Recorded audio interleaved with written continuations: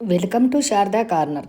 శనివారం నాడు శ్రీ వెంకటేశ్వర స్వామి స్తోత్రం వింటే చాలా మనసు ప్రశాంతంగా ఉంటుంది. ఆ కలియుగ వైకుంఠ స్వామి దివ్య ఆశీస్సులు మనందరికీ ఉంటాయి. ఇప్పుడు శ్రీ వెంకటేశ్వర స్తోత్రాన్ని చదువుకుందాం.